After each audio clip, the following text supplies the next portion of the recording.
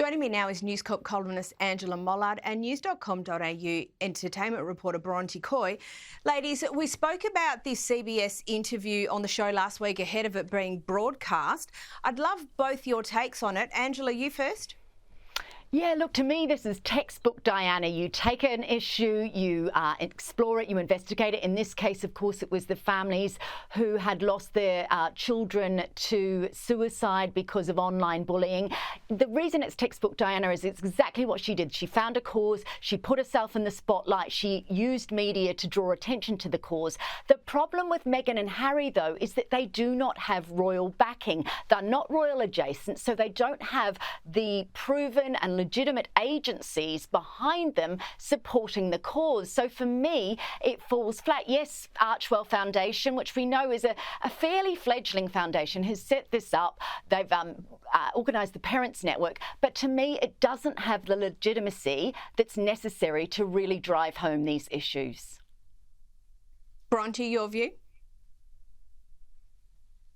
Yeah, firstly, I completely agree with Angela, but also it's amazing to think because it does feel like we've heard so much from Harry and Meghan, but this was actually their first major joint TV interview since the Oprah one in 2021. So all eyes were on them anyway, just to see how they were working together. I do think this is an area that they are passionate about, while, of course, there are the pitfalls that Angela mentioned. But what I also found interesting was that Meghan did reference in there that she's barely scraped the surface publicly of her own issues while she was in the royal family. Now, that means obviously there's a lot that's been left unsaid, and I do wonder, after hearing that, is there a time when we will be hearing more about that part that really was very damaging when she spoke about it in that Oprah interview?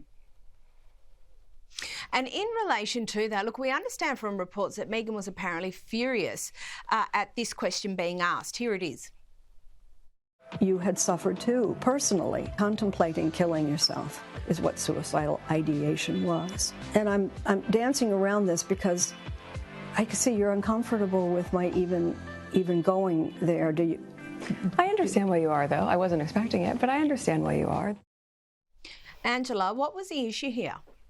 Look, she clearly wasn't expecting that. You saw that gaze, that very, very angry, cold gaze. She's on camera. She can't go back from it. Look, I thought she handled it really elegantly. There have been reports that she absolutely lost it afterwards and was just shouting at producers about it. The problem, of course, is that by talking about her own suicide ideation, which she, of course, spoken about in the Oprah interview that Bronte just mentioned, is that she then conflates her experience with the experiences of people who have lost their children. Now, she wasn't really doing that. She was questioning it, but that, if you were looking at it from a PR perspective, and that's where criticism has already occurred, that you could be seen to be putting yourself into the story, which really the focus should be on others.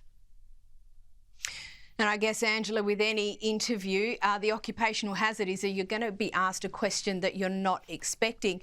But Bronte and Angela alluded to it earlier, that Harry and Meghan intend to launch a parents network to help families with the challenges of social media and online abuse. What exactly is that, and why do you think they're doing it? Yeah, so that's what this interview was all about, and this is something they've spoken about over the years. They're very concerned about the social media landscape.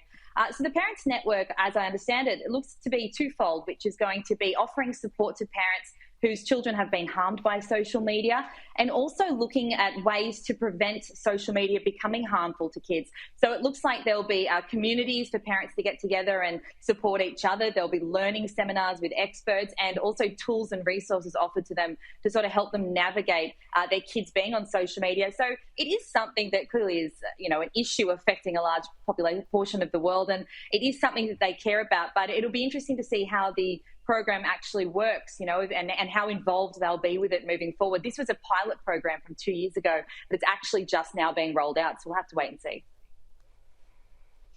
We will, absolutely. And look, last week on the show and in our interview with Russell Myers, we noted the lack of progress of Meghan's lifestyle brand, American Riviera Orchard. Now, Angela, we understand there's a trademark issue. Yep, she's in a jam, that girl. You know, American Riviera Orchard has the longest name and now it has the longest launch in Christendom to actually get the product on the shelves. That's right, Caroline. There are trademark irregularities. Look, this can happen, and what it means is that because they are adding different products, there's now yoga blankets, picnic sets, there's all sorts of books and recipe books. And because they're going global, they need to have this all ticked off in different places around the world. So it's a normal thing to happen. But what she's done wrong is she's launched it back in March. She's now got 615,000 followers on her Instagram account. Look, it's all been very kind of, mysterious. Here's some jams. But if she's actually gone into production with those jams, they will have gone past their use-by date by the time this product actually hits the shelves, because it's now not expected to come out until next year. My problem is that all, good for her. She's looking at, being the next Gwyneth, but she looks seriously amateur by having this delay. Well, you would have thought you would have got all the trademark stuff sorted before you launched. But anyway, who am I to say? Now, Bronte, there's also a report this week that friends of Meghan have encouraged her to drop the idea of launching an alcohol brand. We did discuss the idea of wine under American Riviera Orchard a few weeks ago on the show, but what's this all about? Gosh, American Riviera Orchard, it really is a mouthful, isn't it? And as Angela said, this is kind of the issue. So there is the time it's taken for this to roll out, and also the fact that it's just such a broad scope of products already. And she really needs to have a clear focus as she launches this, which we haven't seen yet. But in terms of the wine, okay, so Meghan clearly has an interest in this area. Her former lifestyle blog was actually named after her favourite wine. So certainly it's something she's passionate about. But the wine business is a whole other thing. It's so ferociously competitive. It takes years to develop something that is going to be a really marketable product. And I think there's concern that if she doesn't sort of fire the gun on this business really soon and with some really solid products, interest will wane. The soft launch was so long ago. I really thought that we'd have seen more from the American Riviera Orchard by now. Always a mouthful. So I think that's the main issue with the wine. It just seems to be an added element to something that's already taken quite a long time. And it's also, wine is such a difficult area to get right. And I just don't think she has the time to really finesse that. Fair enough. And Bronte, staying with you, and we understand the King has finally kicked off his summer holiday. Look, it's been a rough year for the monarch so far. What's he up to? Do we know? Yeah, so of course the royals will head up to Scotland to Balmoral for this summer holiday. The King and the Queen have gone up there already. They'll be joined by members of the family, including Kate and William and their kids, and other members like the King's siblings. But look, this is their favourite place. This is all the royals' favourite place. The late Queen absolutely loved it there. I was actually at Balmoral Castle just early last week, and I can say I really get the appeal. It is the most beautiful area in the Scottish Highlands. And so it's really an opportunity for them to just go up there, relax, take a break, away from the public eye. It's quite remote.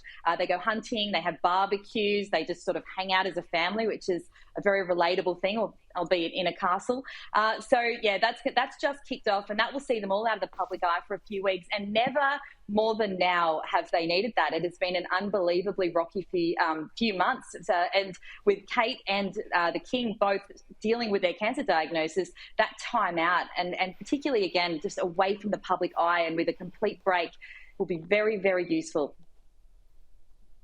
And Angela, they are away on holidays, but there's been some criticism about the royal family's lack of enthusiasm for British Olympic success.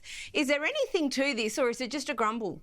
It's just a grumble. So this 800-metre runner called Keely Hodgkinson won a gold medal. The Brits haven't won a gold medal in athletics since 2016. But you know what? Queen Camilla, she went, paid tribute to the equestrians. Princess Anne has paid tribute, William and Kate, to another sport. They don't have to tick and, make mention of every last Olympian. They'd become like a Hallmark card service, and it would dilute the actual messages that they do send out. So it's a bit, I think it's a bit mean-spirited to suggest. Also, as Bronte just said, they're on holiday and they're allowed one. Correct. And Bronte, the Prince and Princess of Wales are also on holidays at the moment. But, everyone's wondering what happens next. What do we know that for Princess Catherine following the summer holiday? That's the big question. That is the big question, because the start of the year, we went months without seeing her, understandably, as she dealt with her cancer diagnosis and treatment. We then, right before the summer break, started to get peaks of her again, you know, at Wimbledon and at the Trooping the Colour. And it does look like she's on a course where she is able to step out and partake in things now as she feels well, although she did stress that it will be on a case-by-case basis. So, look, after another break and having that holiday with her family, I think we'll see more of that. I think she will be taking part in public events where possible and in a safe environment and places that are comfortable for her and that the doctors have obviously approved. We will be getting the traditional back-to-school photo of the royal kids, which is always a bit of a thrill. It's such a cute pic. Of course, in the UK, the kids start their school year in September. And Prince George would traditionally, as an 11-year-old, be going to secondary school, but because he goes to an independent prep school, he'll be there for another 2 years, just FYI. But we can keep an eye out for that family photo, and I think that'll be a really nice occasion. That school photo will be a lovely way to kick off the autumn. And Angela, lastly, we understand the Queen is being honoured with a new garden in London. Can you tell us about it? That's right, Caroline. It's at Regent's Park. It's in honour of her. It will be opened on what would have been her 100th birthday. I love this park. This is my favourite park in London. And as we all know, you know, Kensington Gardens, there is a tribute park there to Diana. This one will be really beautiful. It'll have Lily of the Valley. It'll have royal tulips. It's got a viewing platform. But the Queen loved gardening, and she used to walk around this area of her garden with her corgis. And what I love, one of my favourite stories about the Queen and her gardens was that she had this summer house, and in the summer house was a phone in case somebody needed to get hold of her. Not for her a mobile phone. She had her own summer house with a landline in it if she needed to be spoken to when she was in her garden. So this will be a beautiful tribute to her, and I'm sure that there'll be, you know, for a lot of people, it will be the perfect place to go and remember her extraordinary reign. And no doubt a must-visit place when in London.